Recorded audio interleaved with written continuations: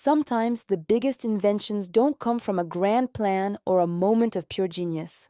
No, sometimes they come well, from failure.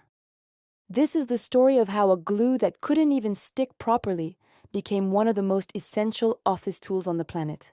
It is the story of a mistake that led to the creation of the Post-it note. Our journey begins back in 1968, inside the high-tech research labs of 3M, a company already famous for its tapes and adhesives.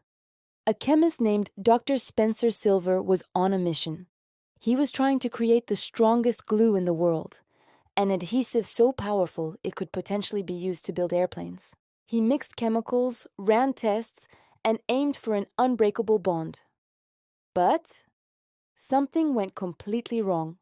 Instead of a super strong permanent glue, he ended up with the exact opposite, an incredibly weak adhesive. It was bizarre.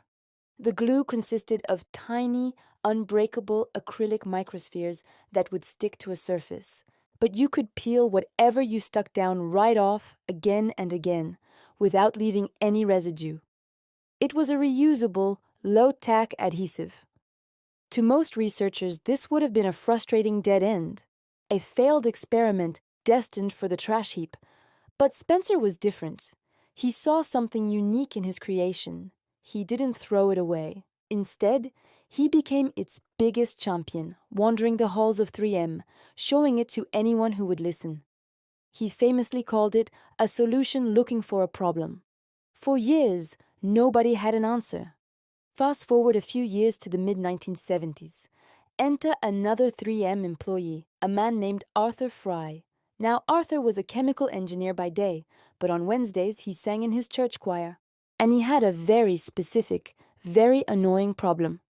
He used small slips of paper to mark the hymns in his hymnal for the upcoming service. But every time he stood up to sing, the little paper scraps would flutter out, and he'd lose his page right in the middle of a song. It was maddening. Then, during one particularly dull sermon, his mind drifted back to a presentation he'd attended years earlier. It was Dr. Spencer Silver talking about his peculiar, useless glue. A light bulb went off in Arthur's head. What if he could apply that weak adhesive to his bookmarks?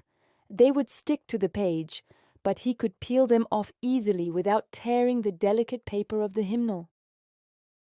The next day at the lab, he grabbed a sample of Spencer's adhesive, coated a piece of paper, and tried it. It worked. Perfectly. He had found the problem that Spencer's solution was looking for. He had finally connected the dots. But the story doesn't end there. In fact, this is where it almost died.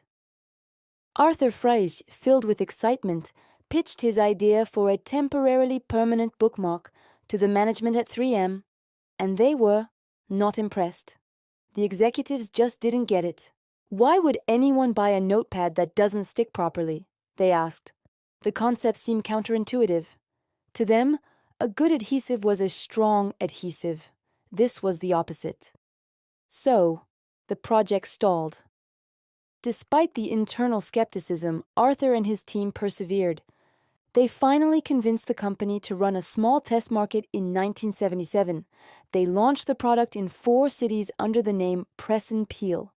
And it was a complete disaster. It failed. Again. The marketing didn't explain the product's use, and when people saw it on store shelves, they had no idea what it was for or why they would need it. Sales were abysmal, and it looked like the idea was officially dead in the water. But then, one marketing manager had a stroke of genius. He realized the problem wasn't the product, it was the explanation. You couldn't just tell people about it, you had to let them experience it. So they changed tactics. Instead of trying to sell it, they decided to give it away for free. This campaign, known as the Boise Blitz, involved flooding the corporate headquarters of major companies in Boise, Idaho, with free samples. They gave pads to secretaries, managers, and office workers. And suddenly, everything clicked. People started using them. They stuck notes on phones to take messages, on documents to leave comments, on their computer monitors as reminders. The little yellow squares became indispensable, almost addictive. Once people had used them, they couldn't imagine working without them. The word of mouth was incredible. Secretaries started calling, asking where they could buy more. The trial was a runaway success. In 1980, armed with this undeniable proof of demand, 3M officially launched the product globally. They gave it a new, catchier name, the Post-it note. Within just 1 year, it became a staple in offices, schools, and homes around the world. What started as a failed glue experiment had transformed into a billion-dollar idea.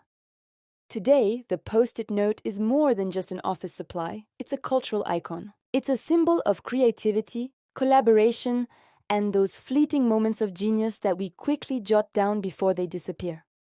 Artists use them for massive murals, authors use them to plot novels, and innovators use them for brainstorming sessions. And the best part of the story? Both Spencer Silver and Arthur Fry became celebrated figures at 3M, not for achieving what they originally set out to do, but for recognizing the incredible potential in an accident. Their story proves that sometimes the greatest discoveries are hiding in plain sight, disguised as mistakes. So the next time you have an idea that doesn't quite work, or you make a mistake, remember the story of the Post-it note.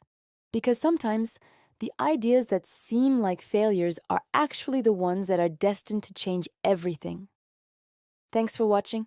If you enjoyed this story, don't forget to like, share, and subscribe for more tales of history made by mistake.